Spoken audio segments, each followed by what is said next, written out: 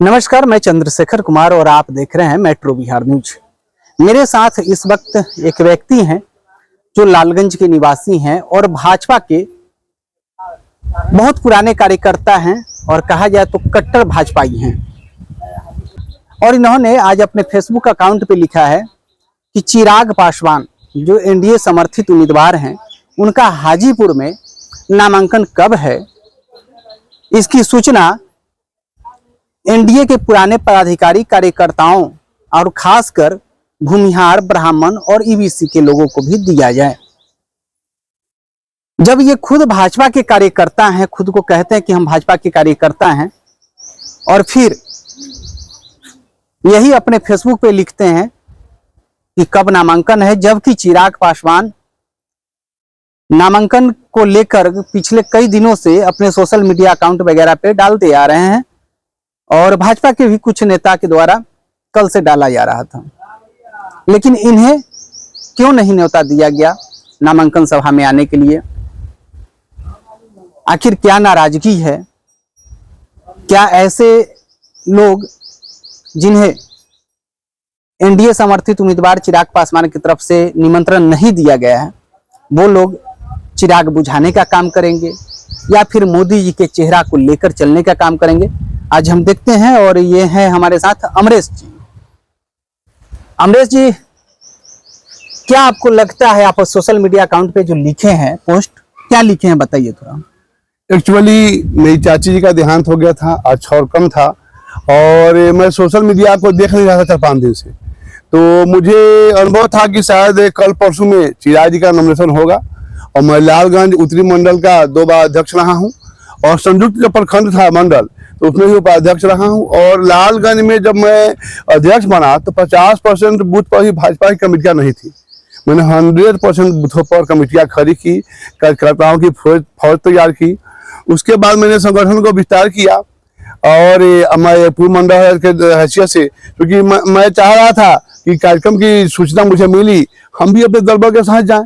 लेकिन लालगंज में कुछ दिनों से, खासकर जब किसी भी अध्यक्ष को बनाया जाता है तो उसकी जातिगत समीकरण देखी जाती है, और मुझे भूमिहार समाज के कारण अध्यक्ष का एक लालगंज उत्तरी का अध्यक्ष बनाया गया। जिला में समीकरण के आधार पर मुझे मिला वो दायित्व। और भूमिहार समाज के, हाँ, तो पार्टी करती है, एक भूमिहार को दिया गया, एक रायपुर समाज को दिया गया, एक ईबीसी को, एक दलित, मतलब सभी समुदाय को मिलता है मंडल वाइज, ये भाजपा में। हाँ, कोटा बांटकर तो मुझे दिया गया, क्योंकि मैं समाज से हूं और आप जाति का प्रतिनिधित्व करते हैं, इसलिए आपको सम्मान मिलता है भाजपा के द्वारा। और मैं 3 पीढ़ी से भाजपाई हूँ, 9 आयातित नहीं हूँ।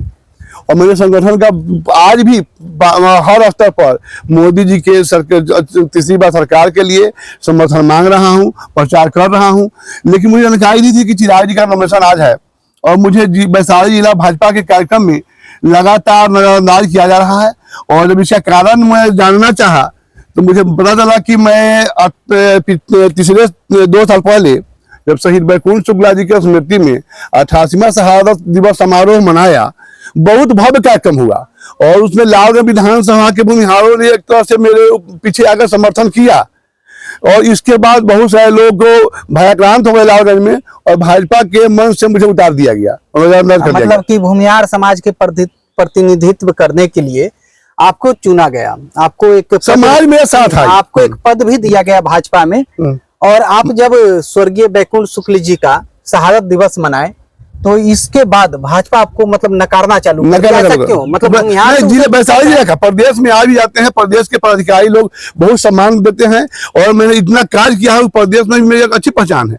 लेकिन वैशाली जिला में क्यों हो रही है आज मैं बहुत डर हूं। मतलब वैशाली जिला में जो भाजपा के लोग हैं, जो कार्यकर्ता हैं, जो पदाधिकारी हैं, उन्हें भूमिहारों से दिक्कत है या फिर आपसे दिक्कत? अब ये हो जाने हमको लगता है पर्सनली हमसे दिक्कत हो सकता है। अब समाज से दिक्कत हो रहा था, आपको हटा देता पद से। कोई दायित्व नहीं मिला, मैं पूर्व मंडल अध्यक्ष के दायित्व में हूँ, नया कोई दायित्व उसके बाद मिला नहीं। अभी सक्रिय सदस्य मैं हूँ भाजपा का, पूर्व मंडल अध्यक्ष के दायित्व में हूँ और कोई नया दायित्व मेरे पास है नहीं। लेकिन हाँ, क्योंकि ये दर्द होती है कि आज जानकारी बाद में हुई कि चिराग जी का नॉमिनेशन आज था और मुझे नहीं जब पता किया, जितने पुराने पदाधिकारी थे, चाहे ब्राह्मण समुदाय से हो, अति पिछड़े वर्ग से हो, अति पिछड़े में सबसे ज्यादा मैं अति पिछड़े कुशवाहा में संगठन खड़ा किया, किसी को निमंत्रण नहीं मिला गया है। तो मतलब क्या लगता है? और आरजेडी को लोग को बुला के ले गया है लोग। क्या एनडीए वाला में? हम बहुत सारे लोग को देखे चेहरा जो आरजेडी के लालगंज के लोग हैं, आरजेडी के हो गए। देख लीजिए, खुलासा हो गया है। एनडीए की सभा में आरजेडी के लोग गए हैं, ऐसा इनका कहना है। जब तक कोई साक्ष्य नहीं तब तक मैं कुछ नहीं कर सकता हूं। लेकिन एक सवाल मेरा अमरेश जी आपसे है कि मान लेते आप सोशल मीडिया अकाउंट 2-4 दिनों से नहीं देख रहे थे, लेकिन भाजपा के कोई नेता आपको फोन भी करके जानकारी नहीं। तो आगे क्या आपको लगता है, यानी चिराग जलाएंगे या फिर? चिराग जी के लिए मैं तन मन धन से समर्पित रूप से काम करूंगा, क्योंकि मोदी जी के 400 पार नारे के साथ हम चाहते हैं कि 400 से अधिक सीटें आए। कहीं देश में एक देश एक शिक्षा, 1 नेशन 1 एजुकेशन का जो पॉलिसी है, देश में गुरुकुल की स्थापना करनी है, इसलिए 400 सीटें मोदी जी को चाहिए। और इसके लिए मैं प्रयासरत हूँ। विवेक भैया के चुनाव में भी नवादा गया हूँ, और जहां भी हम क्षेत्रों में जहां मेरी अपनी पहचान है, वहां जाकर भाजपा मोदी जी के लिए मैं प्रचार कर रहा हूँ। एक छोटा सा सवाल आपसे, 2019 के लोकसभा चुनाव में पशुपति कुमार पारस आए थे चुनाव लड़ने। उस समय रामविलास जी भी जीवित थे, और उनकी चुनावी सभा में लालगंज में चिराग पासवान रैली निकाले थे। लोग उस समय भी मोदी जी को देखकर, रामविलास जी को देखकर और चिराग पासवान की सभा के कारण पशुपति कुमार पारस को वोट किया था। लेकिन मुझे 1-2 ऐसा काम पशुपति कुमार पारस का गिनवा दीजिए जो लालगंज विधानसभा क्षेत्र के लिए स्पेशली किया गया हो, और जिससे आप इतिहास में याद रखिएगा। एक्चुअली जो भी हाजीपुर में कार्यक्रम हुआ है, स्वर्गीय रामविलास पासवान जी के कारण हुआ है। हाजीपुर में बहुत कुछ दिया।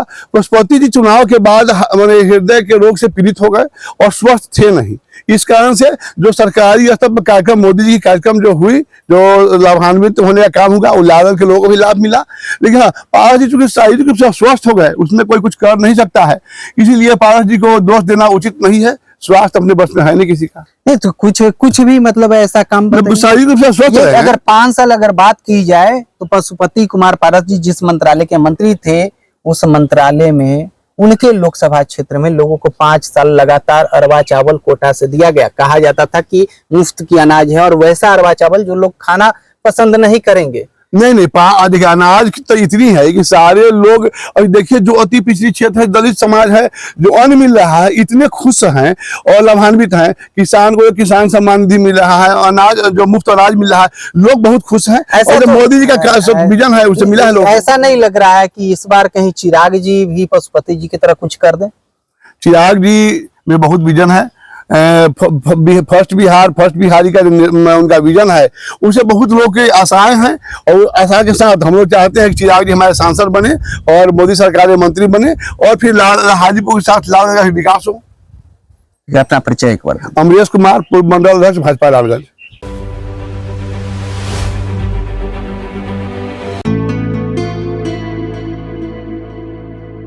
स्कूल चले